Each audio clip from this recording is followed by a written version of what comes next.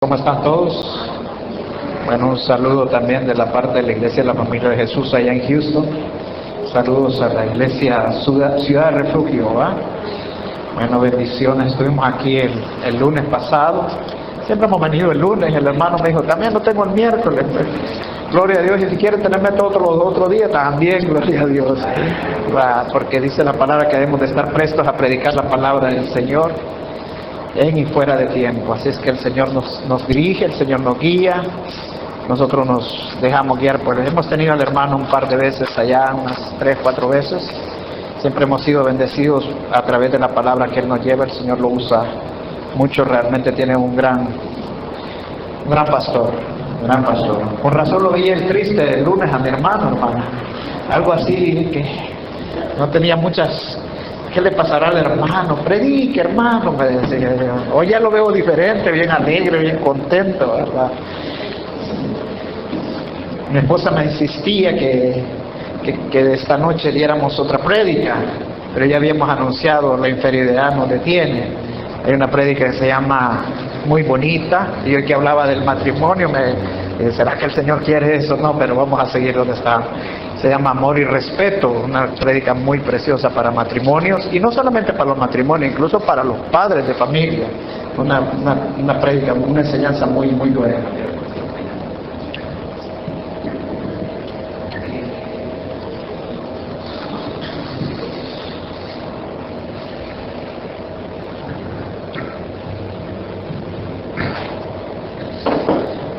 ¿Se oye mejor esto?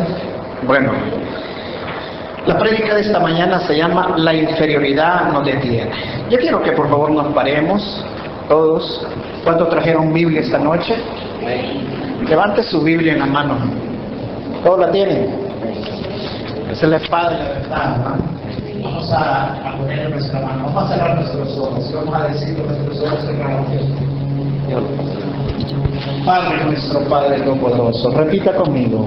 Gracias, Señor, porque esta noche, Señor, tú me has traído a este lugar. No es casualidad, Señor, ni la hoja de un árbol se mueve si no es tu voluntad. Tú conoces mis pensamientos, tú conoces mis necesidades, Señor. Padre, háblame esta noche a través de este libro, Señor. Creo fielmente, Señor, que este libro, Padre, es inspirado por ti y no es voluntad de ningún hombre. Quiero ser lo que este libro diga que yo sea. Quiero hacer lo que este libro diga que yo haga. Te lo pido, Señor, en el nombre de Jesús. Háblame, Señor, con el poder del Espíritu Santo. Te lo pido, Padre. Gracias, Señor. En el nombre de Jesús, Padre, esta noche te pedimos, Señor, que seas tú hablando, Señor.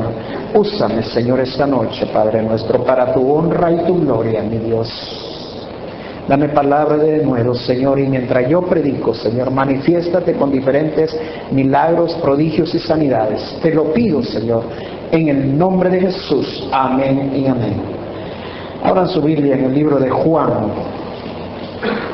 Juan capítulo 5.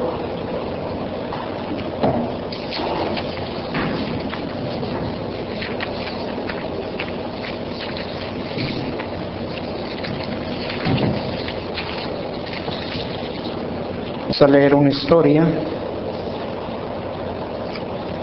del verso 1 en adelante. Juan capítulo 5, del verso 1 al 9. Dice la palabra de Dios. ¿Están todos conmigo? Esta es una historia, es bastante interesante, de un milagro del Señor Jesús. Dice, después de esto había una fiesta de los judíos y Jesús subió a Jerusalén. Verso 2. Hay en Jerusalén, cerca de la puerta de las ovejas, un estanque llamado en hebreo Betesda, el cual tiene 5 pórticos. En esto yacía una multitud de enfermos, ciegos, cojos y paralíticos, que esperaban el movimiento del agua. Porque un ángel que descendía de tiempo en tiempo al estanque y agitaba el agua, el que primero descendía al estanque después del movimiento del agua quedaba sano de cualquier enfermedad que tuviera. Había allí un hombre que yacía 38 años que estaba enfermo. Cuando Jesús lo vio acostado y supo que llevaba ya mucho tiempo así, le dijo: ¿quieres ser sano? El enfermo le respondió: sí, Señor. ¿Así dice su Biblia? No, ¿verdad? ¿Cómo es que le dijo? Señor, no tengo quien me meta en el estanque cuando se agita el agua. Mientras yo voy, otro desciende antes que yo. Verso 8. Jesús le dijo: levántate, toma tu camilla y anda. Al instante aquel hombre fue sanado y tomó su camilla y anduvo. Era sábado aquel día. La prédica de esta noche se llama La inferioridad nos detiene. La inferioridad es un complejo que no les quiero echar maldición, hermanos, pero se van a dar cuenta que todos padecemos de inferioridad en ciertos momentos de nuestra vida. Y para salir de la inferioridad tenemos que ir a la palabra del Señor para poder sobreponernos a ese complejo de inferioridad. Hay una historia de un hombre que en una ocasión se sentía mal, se sentía acomplejado y no podía, luchaba con ese complejo. Y bueno, y dijo: voy a ir donde un doctor, y fue donde un psicólogo. Cuando llegó donde el psicólogo, le dijo que él tenía un complejo de inferioridad, que él era chiquito, que él se sentía mal porque era feíto, que nadie le hacía caso, que nunca había podido conseguir una mujer por eso. Se sentía tan, pero tan mal este hombre, que viene, y ya cuando termina la entrevista con el doctor, le dice: mire, le dice, su complejo no, su problema no es que usted tiene un complejo de inferioridad. El problema suyo es que usted es inferior. Muchas veces, hermanos, el mundo no nos va a ayudar en estas situaciones. El mundo, en lugar de levantarnos, nos va a terminar hundiendo. Leía hace poco, no sé cuántos de ustedes se dieron cuenta de una noticia que salió en el diario, de una modelo brasileña que murió bien jovencita hace poco, de anorexia.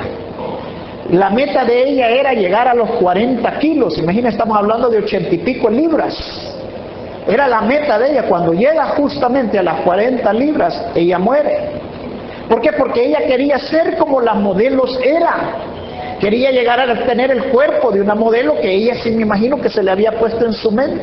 ¿Sabe por qué? Porque el diablo siempre quiere ponernos en nuestra mente que no estamos bien como estamos, que podemos estar mejores de como nosotros estamos, y empezamos a compararnos con otros de que están mejor que nosotros y decimos: es que yo quiero estar como está el otro, y entramos en un complejo de inferioridad.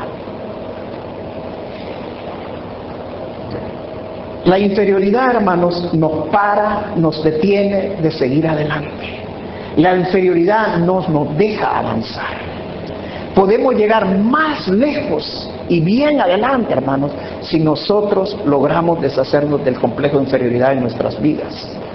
Porque lo importante, hermano, no es ser pobre ni ser rico. Lo importante es no ser gordo ni ser delgado. Lo importante no es ser guapo o guapa o bonita o fea. Lo importante es cómo estamos por dentro. Y yo quiero enseñarles esta noche de que nosotros necesitamos entender muy claramente que la palabra lo enseña, que el cristianismo no es por fuera. La relación personal con Dios no es por fuera. El mismo Señor Jesús les dijo a los fariseos: sepulcros emblanquecidos. Porque muchas veces creemos que con aparentar ser piadosos, con aparentar ser buenos, ya estamos bien con Dios. Lo importante es cómo estamos por dentro. Y la única manera que nosotros vamos a cambiar por dentro es a través de la palabra de Dios. Porque la palabra enseña que la palabra es una espada de doble filo que penetra y corta los tuétanos y discierne. O sea que la palabra trabaja internamente en nosotros, no por fuera. O sea, lo que nosotros necesitamos cambiar es por dentro. Cuando nosotros empecemos a cambiar por dentro, hermano, todo lo de afuera va a cambiar. Les voy a dar unos síntomas o señales de inferioridad. Si quiere tomar nota, puede tomar nota. Voy a ir despacio. El primer síntoma o señal de inferioridad es una actitud de superioridad. O sea, aquel que tiene un problema de inferioridad trata de esconder o de simular su inferioridad haciéndose superior. Aquellas personas que son prepotentes, que se creen encima de todos, es una persona que tiene un complejo de inferioridad y esconde la inferioridad haciéndose superior. ¿Estamos? El segundo, impresionar a otros. Hay un ejemplo de un coronel en los Estados Unidos. Este coronel fue trasladado de cuartel, y al cuartel donde llegó le dieron su oficina, y el primer día se sentó en su escritorio y todo, ya en la oficina del coronel, y llegó un soldadito y tocó la puerta. Inmediatamente el coronel se dio cuenta que era un soldadito y lo quiso impresionar. Le dijo, adelante, le dijo, y agarró el teléfono. Y ya lo tenía el teléfono allí cuando el soldadito entra y le dice, sí, señor presidente, ¿cómo está usted, señor presidente? Perdón, mi coronel. Señor presidente, ¿quién está hablando? Y estaba hablando con el presidente. Perdón, coronel, es que vengo a arreglar la línea de teléfono que está mala. Muchas veces, yo no sé, pero muchas veces nos pasa así, queremos impresionar a la gente. Miren, las muchachas jovencitas y también los jovencitos van en el carro y de repente ven una muchacha y lo primero que hacen es sacar el celular, ¿va? Y se ponen a hablar, y que tal vez ni están hablando con nadie, pero están impresionando al que los está viendo, que son importantes y que están hablando con otro. Cuando estamos jóvenes, lo primero que tenemos que es un carro y lo queremos poner con rines bonitos. Bueno, ahí salen unos rines que, RIN 20, no sé, valen más los rines que lo que vale el carro, valen más las llantas que lo que vale el carro.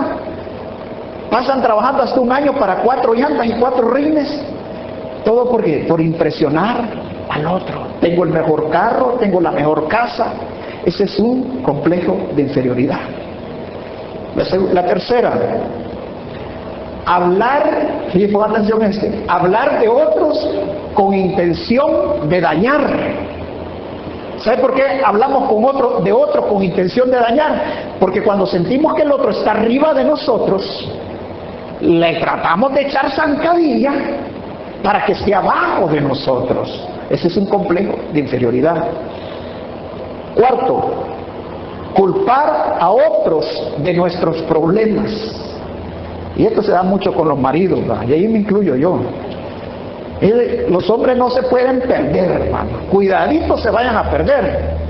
La esposa le dice a uno, mira, ahí anda uno buscando, preguntar, ya voy a llegar, espérate, calma, preguntar. Y uno empieza a buscar y buscar, y de repente se halló que no halló la dirección, te das cuenta, te perdiste. ¿Es tu culpa? Sí, o sea, todo el tiempo buscamos a quién echarle la culpa, pero nunca tenemos nosotros la culpa. Ese es un complejo de inferioridad, no aceptar nuestras culpas. El quinto, cuando somos muy frágiles, fíjense, muy frágiles. O sea, cuando no podemos aceptar críticas, nada, ni una cosa no nos pueden decir una cosita porque somos un cristalito demasiado fino. Y esto abunda en la iglesia, hermano. Esto abunda en las iglesias. Es un complejo de inferioridad. Sexto, rencorosos, cuando no podemos perdonar. O sea, nos cuesta perdonar a las personas, y la palabra dice que debemos de perdonar. La palabra enseña 70 veces 7, porque muchas veces no perdonamos para no volvernos a sentir dañados, para que no sentir que esta persona está encima de nosotros. Entonces decimos, prefiero no perdonar que tenerlo cerca. Es un complejo de inferioridad. Séptimo, los celos. Cuando no hemos aprendido a valorarnos a nosotros mismos. Cualquiera diría, pero todos tenemos celos. Sí, es natural que todos tengan celos, hermano. Pero hay personas que, créanme, el celo es un problema serio. ¿Por qué? Porque no han aprendido a valorarse quién son. y siempre se están comparando con otra persona. Es un complejo de inferioridad. Octavo, hablamos de nosotros mismos para que otros nos vean bien. Y eso lo dice claramente en la palabra, aduladores de sí mismos.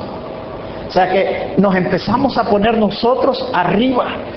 Y ay, yo soy esto, yo soy aquello, y empezamos a levantar algo que no es la realidad de nosotros, para que el otro nos vea bien quién somos nosotros, pero realmente no lo somos. Noveno, la envidia. Cuando nosotros estamos deseando lo que el otro tiene. ¿Por qué? Porque deseamos la casa que el otro tiene, deseamos el carro, hasta la mujer que el otro tiene. ¿Por qué? Porque nos sentimos inferiores, sentimos que el otro tiene mejor cosas que nosotros. O sea, es un complejo de inferioridad. Décimo, este es bien importante, mire hermano, ponga atención. Demanda que esté de acuerdo. Hay personas que cuando tienen un problema y quieren solucionar sus problemas, buscan la solución. Mire, eso nos pasa a los pastores seguido.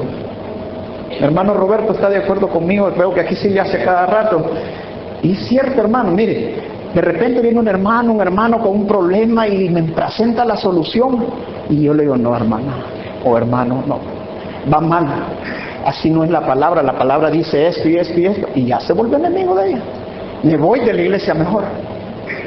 Ese es un complejo de inferioridad, el que no podamos aceptar otra opinión. Podemos aceptarla, pero no seguir la opinión que nos están dando, el consejo que nos están dando. Onceavo, cuando somos criticones, pero siempre estamos a la defensiva. O sea que estamos siempre ahí con la espada, cortando, con un cuchillo machacando, pero no nos vayan a decir nada a nosotros porque estamos a la defensiva totalmente. Doceavo y último, cuando te sientes menospreciado. O sea, una persona que es confrontada o que es disciplinada entra en un estado de inferioridad. Mira, hace algunos días yo veía un programa allá en televisión en Estados Unidos, no sé si aquí lo dan, la academia, y veía una muchacha que cantaba y el maestro le hizo una crítica bien fuerte y le dijo que estaba cantando como que era un gallo. Mire, esta muchacha entró en un estado, en un complejo que quien no la se levantaba nadie, hasta un doctor le llamaron. ¿Por qué? Porque no aceptamos la confrontación, no aceptamos la disciplina, no aceptamos la crítica. O sea, somos cerrados, nos hacemos un círculo alrededor de nosotros, creyendo que ese círculo nos va a defender de nuestro complejo de inferioridad. ¿Está entendiendo? O sea, la inferioridad, hermano, es la raíz de muchos problemas espirituales. Y yo diría de casi todos. Mire cómo lo define el diccionario Larousse, la inferioridad. La inferioridad es un sentimiento mórbido que impulsa al sujeto, a subestimarse debido a su convicción íntima de ser inferior a lo que lo rodea.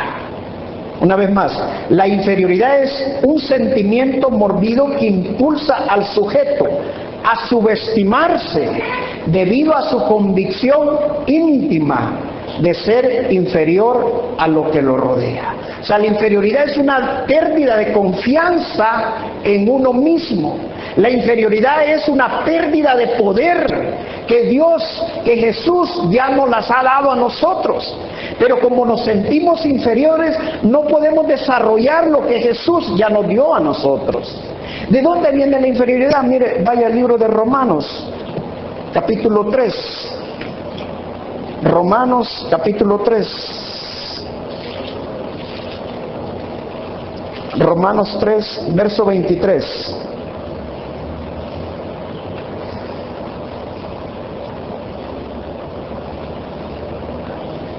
Mire el verso 23 como dice: por cuanto todos pecaron y están destituidos de la gloria de Dios, La palabra destituidos viene del arameo justereo, que significa inferior. O sea que si nosotros lo leyéramos realmente como en la traducción original, sería que estamos inferior producto del pecado. O sea, el pecado nos hace entrar en un estado de inferioridad. Dice el caso de Adán. Cuando Adán pecó, dice la Biblia, ¿qué hizo Adán? Se escondió. Porque se sintió inferior a Dios. ¿Cómo lo había hecho Dios? Hemos hecho semejante. Lo hemos hecho semejante a nosotros. O sea, estamos en la condición, no éramos dioses, Dios nos había dado el privilegio de no ser inferiores, sino que ser semejantes a Él, parecidos a Él. Pero cuando peca Adán, entramos en un estado de inferioridad. Producto del pecado, todos nosotros entramos en un estado de inferioridad, porque el pecado viene en nosotros. ¿Está entendiendo? Entonces, necesitamos salir de ese estado de inferioridad, y vamos a ver esta noche la manera que nosotros vamos a salir del estado de inferioridad. La primera, vamos al libro de Hebreos. Hebreos capítulo 9.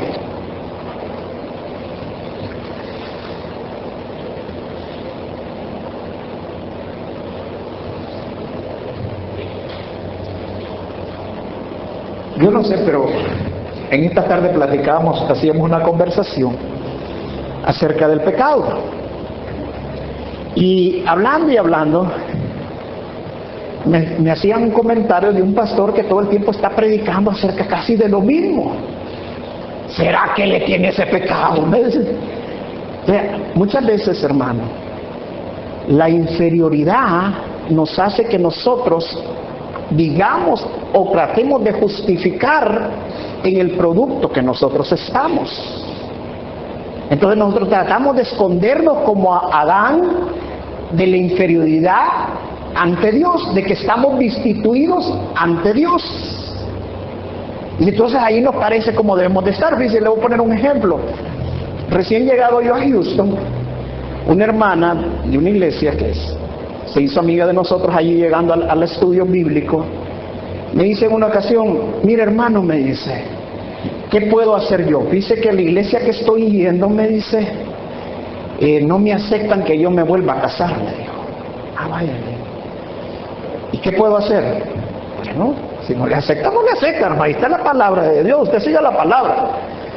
Pasaron los meses, allá los meses, la volví a encontrar, va. Y entonces, no, llegó cuando estábamos ya, habíamos abierto la iglesia, llegó la hermana y me dice: hermano, dice que ya no voy a aquella iglesia, hoy voy a una iglesia a conseguir una donde sí me aceptan que me volviera a casarme. O sea, buscamos la conveniencia de nosotros para cubrir el pecado. Mas sin embargo, el único que puede cubrir el pecado es la sangre de Cristo. Nadie más, hermano. La sangre de Cristo. Pero cuando hemos pecado, nos sentimos mal, porque nuestra conciencia nos está recriminando lo que nosotros hemos hecho. Entonces, ¿por qué? Porque estamos entrando en un estado de inferioridad. Mire el primero, Hebreos capítulo 9, verso 11 al 14.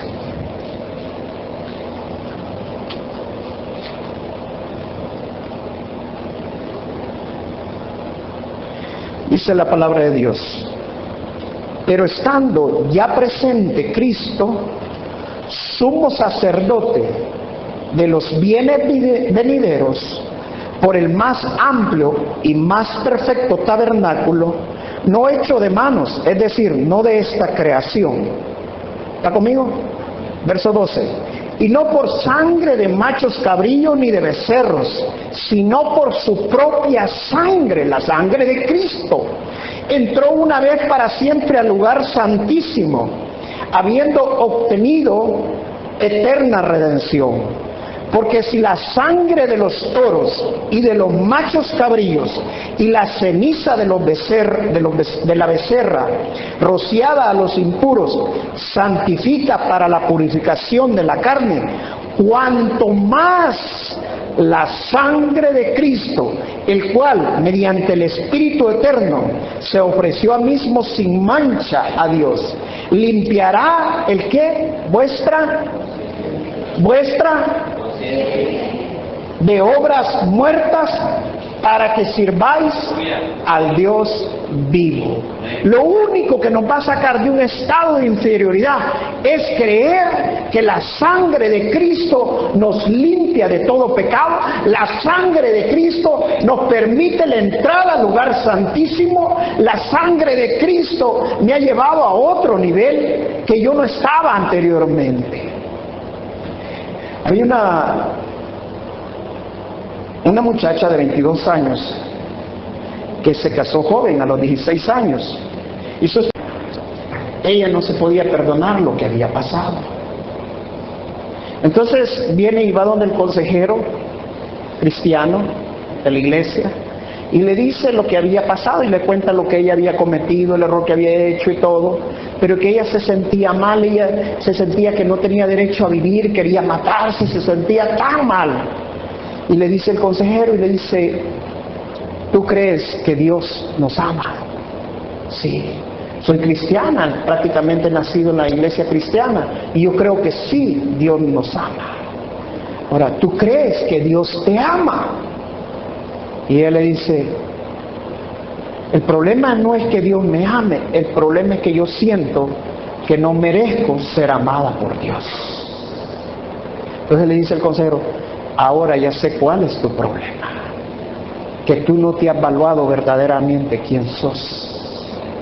Tú no has evaluado quién es Cristo en tu vida. Porque cuando nosotros nos sentimos en un complejo de inferioridad, hermano, y ponga atención en esto, empiece a verse a través de Cristo, empiece a verse a través de Jesús, empiece a verse como Dios lo ve a usted. Y Dios es un Dios de misericordia, dice la palabra que su misericordia es más grande que los cielos. Y Dios nos ha hecho sacerdotes, reyes, príncipes.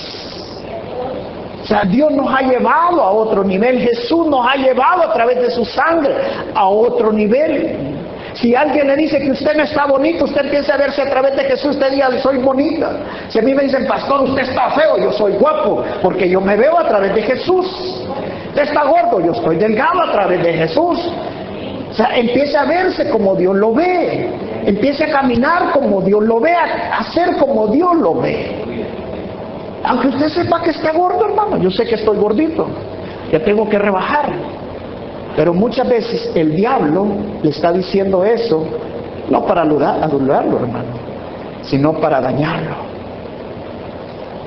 Le está diciendo eso para meterle un estado de inferioridad, para decirle, tú no servís, tú no estás bien. Hay esposos que son mordaces con sus esposas y no saben que la mujer es un vaso frágil y una palabra tan mordaz puede ocasionar un daño más grande que incluso que un puñetazo. Pero en ese momento empieza a verse como Jesús la ve, empieza a verse a través de los ojos de Jesús. Y Jesús entregó su vida por usted y por mí. Y la sangre de Jesús tiene más poder que todo sacrificio que nosotros podamos hacer o se ha hecho en el pasado. Porque la sangre de Cristo nos purifica y nos lleva ante el lugar santísimo. Jesús es lo completo para nosotros, es todo para nosotros. Hay una palabra de Dios en el Nuevo Testamento, hay una historia de la mujer samaritana. ¿Qué le dijo cuando llegó la mujer samaritana donde Jesús? Y el Señor Jesús le pidió agua y él dijo, pero ¿cómo es que le pides agua a una mujer samaritana? Si samaritanos entre judíos no se pueden ver entre sí. Y empezó allí la conversación. Pero llega un momento que el Jesús le dice, ve a traer a tu marido. No, si no tengo marido, bien has dicho, le dijo. Porque el que 5 maridos has tenido, Y el que tienes ahorita ni siquiera es tu marido. O sea, ¿quién era? Un amante. No era el esposo de otra. Ni siquiera es tu marido, le dice. Ahora, nunca se ha puesto a pensar que esta mujer no salió corriendo de Jesús. ¿Qué es lo que hizo esta mujer? Se convirtió, fue a traer un montón de gente emocionada, llena del poder del Espíritu Santo y creyendo en la palabra, y había tomado del agua que Jesús le había dicho que le iba a dar. Cuando nosotros creemos lo que Jesús puede hacer en nuestras vidas, cuando nosotros creemos lo que Jesús ha hecho en nuestras vidas, hermano, su vida cambia. Porque 5 maridos no le habían podido llenar su vida, pero Jesús sí pudo llenar su vida. Jesús sí pudo cambiar su vida. Y yo le digo esta noche que si usted cree que la sangre de Cristo tiene poder y nos puede limpiar de todo y llevarnos a otro nivel, la sangre de Cristo tiene poder en su vida, hermanos.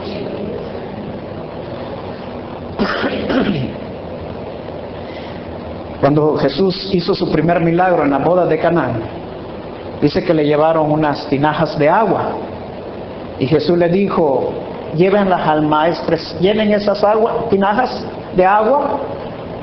Y dice que no la llenaron a medias, sino que la llenaron hasta el tope.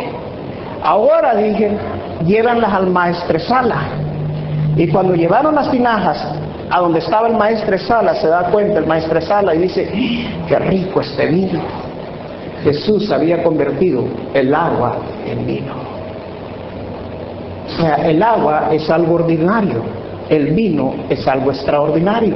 Así hace Jesús en nuestras vidas.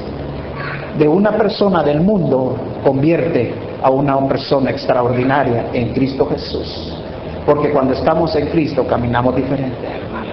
Aunque estemos en medio de las tribulaciones, aunque estemos en medio de los problemas, aunque el diablo nos esté diciendo que no somos buenos para nada, yo creo lo que la palabra dice, y en Cristo Jesús todo lo puedo. Él es mi fortaleza, Él es mi refugio, y yo voy a otro nivel, paso a otro nivel. La segunda, hermanos, vamos a Filipenses capítulo 2.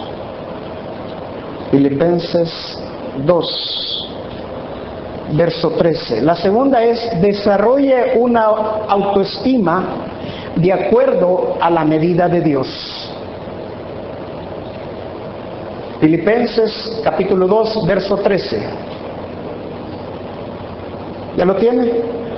Porque Dios es el que en vosotros produce así el querer como el hacer, por su buena voluntad. La palabra dice que es Dios el quien hace en nosotros, el que nosotros hagamos las cosas o no las hagamos, el que nosotros digamos las cosas o no las digamos.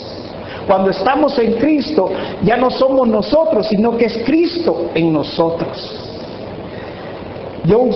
Jonás fue el hombre que descubrió la vacuna contra el polio. Y ese hombre, cuando descubrió la vacuna contra el polio, todos los críticos del momento le dijeron que, lo primero que dijeron, que este hombre estaba equivocado, que lo que él estaba haciendo estaba mal. Y luego tuvo tantas críticas que vino yo y dijo de los críticos: miren, cuando alguien lo critica, lo primero que va a decir es que usted está equivocado. Luego va a decir que usted está en lo correcto. Después va a decir que lo que usted está haciendo no tiene importancia. Y luego va a decir que usted está en lo correcto y que es importante. O sea, realmente en el fondo, desde el principio saben que usted estaba en lo correcto y que era importante. O sea, el punto es, hermanos, que no nos dirijamos por lo que dicen ni por lo que critican, sino por qué Dios va a decir de mí. ¿Qué es lo que Dios va a decir de mí? Fui a una conferencia en Houston de la iglesia Lakewood Church hace algunos días y me llamó mucha atención lo que dijo el pastor Joel Osteen, porque Joel Osteen ha sido muy criticado por la forma de él enseñar, de predicar, y él dice: yo hago lo que Dios me ha puesto. Si el hermano cambia o no cambia, si recibió o no recibió, no sé. yo hago lo que Dios me pone. O sea, el punto, hermanos, no es que hagamos lo que el otro está haciendo. El punto es que hagamos lo que Dios está diciendo. Que nosotros hagamos lo que Dios quiere que nosotros hagamos. Yendo a esa conferencia, a mí me pasó algo. Bueno, les voy a decir más o menos Lakewood Church, la iglesia donde estaba mi hermano Marco Witt también como pastor hispano. Me gusta mucho cómo predica Joel Osteen, y por eso fui a la conferencia. Pero es una iglesia impactante. O sea, nosotros conocimos el templo anterior y este templo que les han dado donde jugaban los Houston Rockets y se lo dio la ciudad por una concesión de 65 años. Decía Joel Osteen que gastaron $100 millones solamente en modificar el edificio para hacerle un santuario y todo lo que es ahora el edificio. Además de 20 millones que gastaron entre abogados y la renta por 65 años. Mira, hermano, cuando usted va a eso es impactante. Man. Yo estoy pastoreando en una iglesia en Houston. Ellos están en Houston. Una iglesia que era de 8,000 ya tiene 35,000 así, la noche a la mañana. Impresionante, impactante lo que Dios ha hecho allí y todo. El primer día, cuando yo salgo, iba para mi casa, me sentía yo, pero así, mira, hermano, como que lo han presionado, como que usted está ahí, con un complejo de inferioridad. Y decir, ¿y qué estoy haciendo? Esta gente tiene casi el mismo tiempo que mí, bueno, tiene más tiempo, ¿verdad? Pero del nuevo Joel Osteen, porque la iglesia tiene casi 40 años, pero del nuevo Joel Osteen más o menos unos 8 años. Yo tengo 4 años. Y decía, pero y empecé a entrar en un estado de inferioridad. ¿Sabe por qué, hermanos? Porque cuando nos empezamos a comparar, siempre vamos a encontrar que hay alguien mejor que nosotros. Cuando usted empieza a ver al otro, usted se va a empezar a sentir menos que el otro. Pero cuando usted empieza a ver que Dios lo ha creado a usted y lo ha creado con un propósito, pues hay un cambio en su vida. Vamos al libro de Romanos, capítulo 12. Romanos, capítulo 12.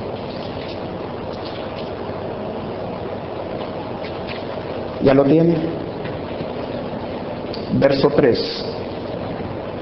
Romanos 12, verso 3. Dice la palabra: digo pues, por la gracia que me es dada a cada cual que está entre vosotros, que no tenga más alto concepto de sí que el que debe tener, sino que piense de sí con cordura, conforme a la medida de fe que Dios repartió de cada uno. Dice, ponga atención bien en esto, dice el Señor que pensemos acerca de nosotros mismos con cordura, acerca de nosotros mismos. O sea, no pensemos más de lo que no somos, sino que nos veamos como Dios nos ve. Y sepamos que la sangre de Cristo lo ha limpiado de todo pecado y que el Espíritu Santo está en nosotros. Y Dios no nos ha dado un espíritu de cobardía, sino un espíritu de valor y coraje. Y que creemos lo que el Señor ha hecho en nuestras vidas y que somos personas diferentes. Porque en Cristo somos diferentes. Entonces tenemos que pensar con cordura lo que Dios ha hecho en nuestras vidas. Pero dice lo que dice, conforme a qué, a la medida de fe. O sea que no todos tenemos el mismo nivel de fe. Hay uno que tiene un nivel de fe, hay otro que tiene otro nivel de fe y otro nivel de fe. Yo tengo una prédica de esto que se llama los 3 niveles de unción, que van basados en los 3 niveles de fe. O sea, es de acuerdo a como Dios ha puesto la fe en usted. La fe que tiene Joel Osteen no es la fe que yo tengo.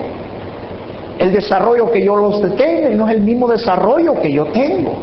Pero yo no me tengo que comparar con Joel Osteen, yo me tengo que ver lo que Dios quiere para mi vida. Usted no se tiene que comparar con lo que el otro está haciendo, sino lo que usted está haciendo y que Dios lo está guiando para su vida. Eso es lo que nosotros tenemos que ver. Eso es lo que nosotros tenemos que guiarnos. Preparando estaba esa parte, donde tengo la parte esta, y en la noche mi hija me llevaba una carta y dice la carta, cuando estaba preparando esta prédica, dice: Yo tengo 4 hijos, la más chiquita tiene 8 años. Y cuando me daba esta carta me decía, mi papito, él me peina mi cabello todas las mañanas. Y créanme, lo hace más suave que yo. Cuando me corto, él me cura. Y mi piel se siente más suave después que él me cura. Él también es muy calmado, super duper nice, y todo está bien para él. Él me compra bastante ropa, por eso lo quiero mucho. Él tiene sonrisa más preciosa, la más preciosa que yo he visto. ¿No les parece que sí debemos de ver nosotros a nuestro Señor? Si Él no trabajara, no tendríamos comida, y por eso lo amo. Esa es la palabra que nosotros tenemos que llegar al reino de los cielos como un niño, ¿verdad? Para nosotros llegar y creer al Señor, debemos de empezar a ver como nuestros hijos nos ven a nosotros. Dice, esta es la parte que más me encantó, dice, mi Padre me abraza y me hace sentir confortable e importante. Así es Dios con nosotros, hermano. El Señor nos hace sentir a nosotros mejor y más arriba. Porque el Señor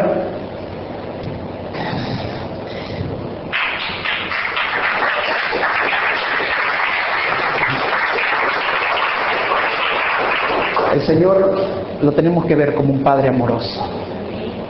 No nos veamos como nos ve el mundo, hermanos. No aceptemos la crítica del mundo.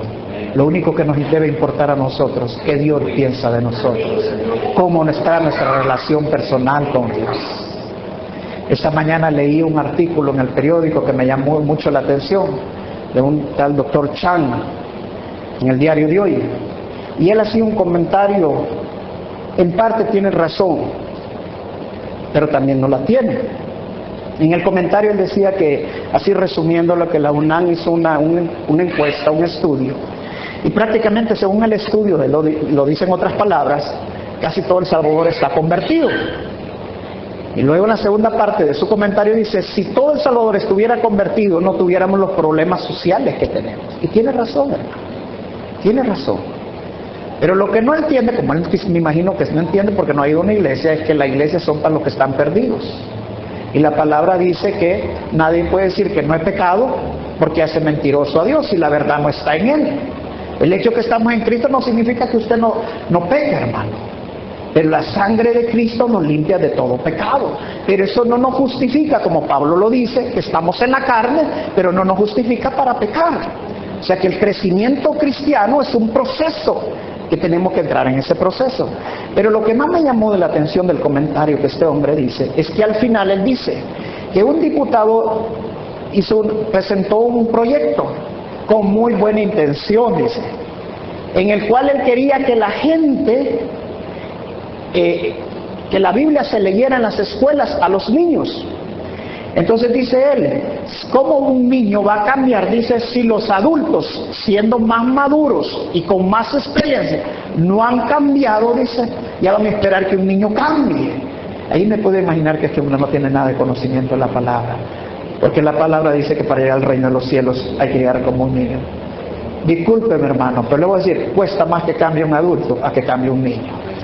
A un niño usted le dice, hijo, no hagas eso, y él lo hace. Yo le digo a veces a mi hijo, váyase para su cuarto castigado. Está castigado y no me va a salir del cuarto. Y se va para su cuarto.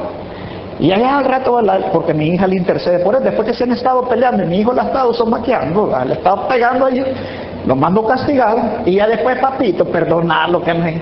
Vaya pues, Diego, salí, le digo.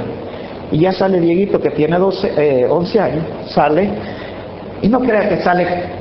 Perdóname, papi. No, él sale contento de una sola vez, hermano, a jugar otra vez con su hermanita. Más sin embargo, el otro que ya tiene 18 años, le digo, ándate para tu cuarto castigado. Y al rato el corazón me vaya pues salir. No, papi, me siento mal. No me hables ahorita.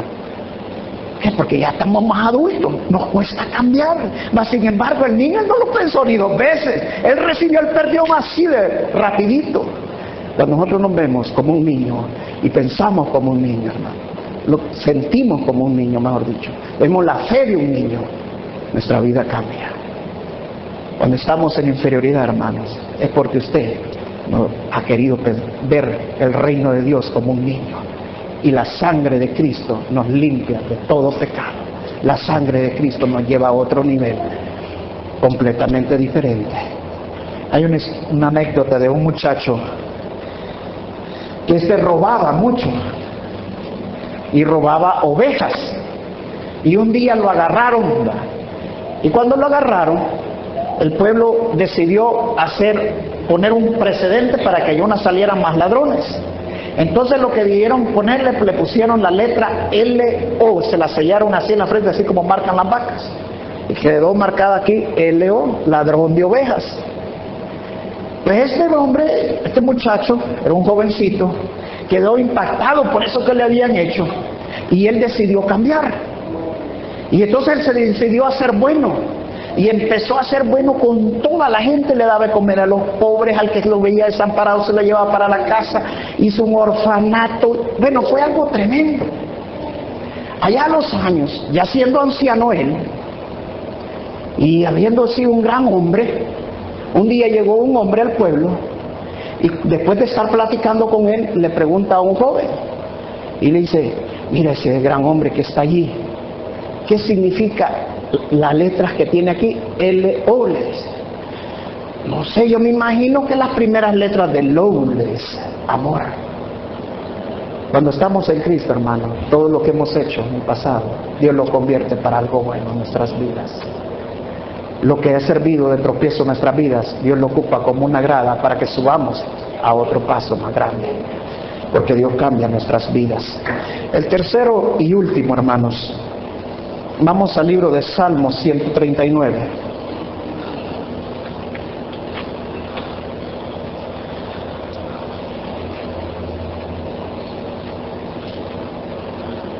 Una de las preguntas que siempre nos hacemos nosotros es: ¿qué valor tengo yo?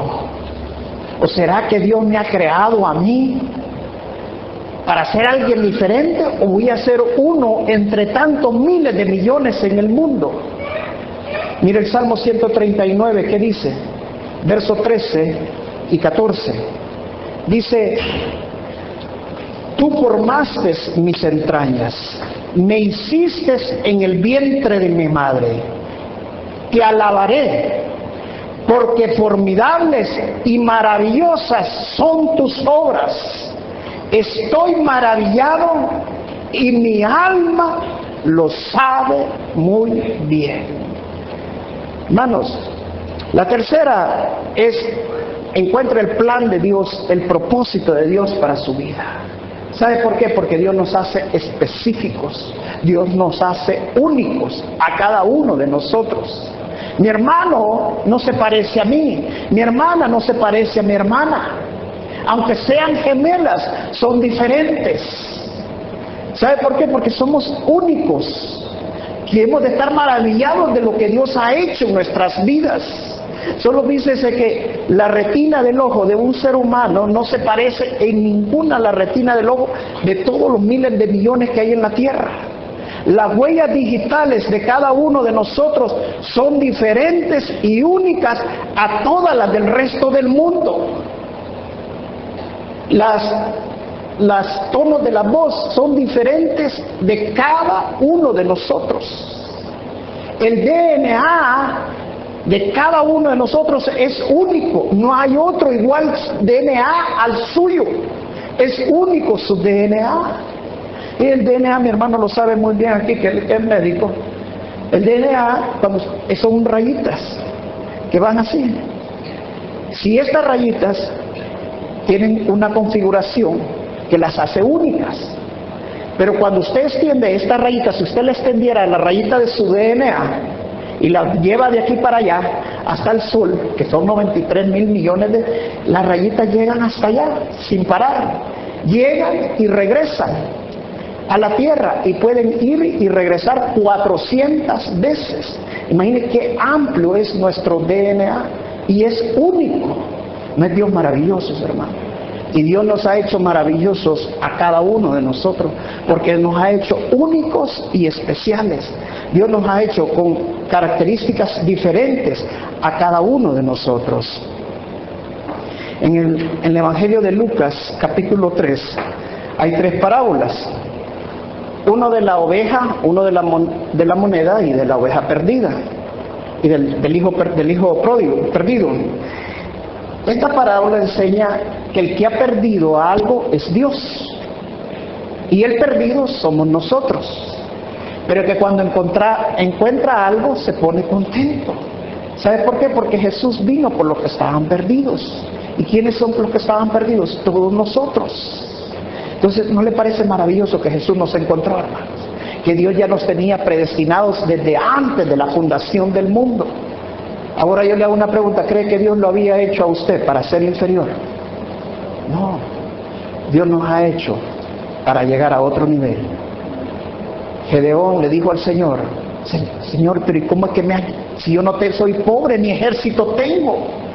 Yo te he escogido, Gedeón, y vas a hacer lo que yo te digo. Josué le dijo al Señor, Señor, pero ¿y cómo voy a hacer? Yo no soy como Moisés. Y el Señor le dijo, yo te he escogido, solamente te mando que te esfuerces y sé valiente. Moisés le dijo al Señor, Señor, pero es que si a mí ni hablar puedo, soy tartamudo. El Señor le dijo, yo te he escogido, solamente haz lo que yo te digo. Cuando el Señor nos ha escogido, hermanos, no nos veamos como nosotros nos vemos. Si Dios nos ha escogido, veámonos como Dios nos ve. Cuando yo llegué a Houston, yo no iba a levantar una iglesia, hermanos. Yo creo que más de alguna vez he dado este testimonio acá. Yo iba a levantar un negocio. Y empecé a decir, bueno, ¿y cómo, Señor, yo voy a levantar una iglesia? Si yo no he estudiado para ser pastor. Y entré en un complejo de inferioridad y me empecé a comparar con otros pastores y empecé a sentirme tan mal. Y un día el Señor me dijo, yo te he escogido, solo esfuérzate y sé valiente. Porque el diablo va a poner un espíritu de opresión en nosotros. El diablo va a querer hacerle ver de que usted es un pecador, que usted no está hecho para ser un pastor. El diablo va a hacerle ver que usted no merece llegar a donde usted quiere llegar. Pero usted le va a decir, cuando estoy en Cristo, todo lo puedo. Porque Cristo es mi fortaleza. Cristo es mi salvación. Y Él me ha escogido. Y Él me ha hecho rey. Él me ha hecho sacerdote. Él me ha hecho príncipe. Y hay un propósito por el cual el Señor me ha escogido. Empiece a buscar el propósito en su vida. Yo estoy seguro que todos y cada uno tenemos un propósito en nuestras vidas. No sé cuántos se dieron cuenta de un caso que hubo en Ohio, en una iglesia Amish, una de los amonitas, de un hombre que mató a 6 o 7 niñas pequeñas. Hace poco, hace como 3 meses fue eso. La historia de este hombre es que este hombre hacía varios años había querido abusar de unas primas de él y fue acusado, pero fue libre. Pero él no dejaba en su mente ese pecado. Entonces el diablo lo tenía oprimido y hacía pensar que a pesar que él ya tenía una esposa, que Dios había hecho una vida nueva para él, él no podía aceptar que él podía ser libre. Y vivía pensando que un día iba a cometer otra vez otra atrocidad. Y para no volver a caer en atrocidad, el diablo lo llevó a cometer lo que él cometió. Mató a 6 niñas. Si usted empieza a pensar que Dios lo ha hecho único y especial y con características diferentes, se va a dar cuenta que Dios nos quiere para otro propósito especial. Pablo había perseguido a los cristianos. Cuando Pablo recibió el Espíritu Santo, dice, el Señor me escogió como apóstol de los gentiles. Y dice que al principio la gente huía de él. Los cristianos huían de él.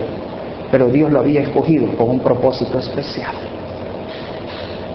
Y quiero decirle esta noche, hermanos, que Dios tiene propósitos para nuestras vidas. Dios conoce hasta los pelos que tenemos en nuestra cabeza. Dios conoce todos nuestros pensamientos. Todo lo que necesitamos ponerle es todas nuestras cargas al Señor. Todo lo que necesitamos decirle es rendir totalmente nuestra vida al Señor y decirle, Señor, quiero cambiar. La paga del pecado es muerte.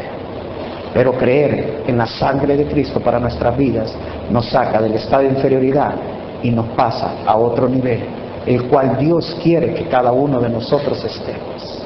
Si todos nosotros entendiéramos lo que Jesús verdaderamente ha hecho en nuestras vidas, créanme que toda la iglesia fuéramos de triunfo en triunfo. Lo único que yo les pido esta noche, hermanos, es que se vea como Dios lo ve. No piense más allá de lo que Dios nos le está pidiendo. Piénselo con cordura.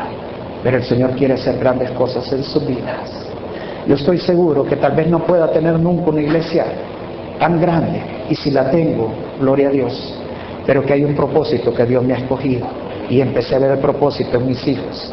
Me decía mi esposa hace algunos días, y me decía: Roberto, ¿no te has dado cuenta una cosa?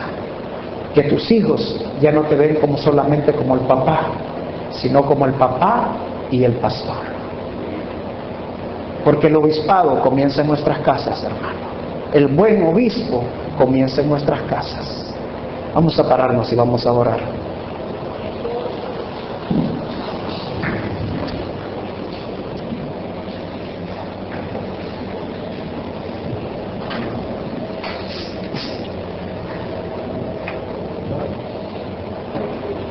Cierre sus ojos, ahí está. Cuando entré en esta noche y estaba sentado ahí atrás, el Señor me decía: quiero que hagas una oración especial esta noche, que hagas una oración diferente. Quiero que ores por ciertas personas que están aquí esta noche, y les digas y les ministres de que yo estoy en ellos, que yo los he escogido para algo especial. Quiero que cierren sus ojos.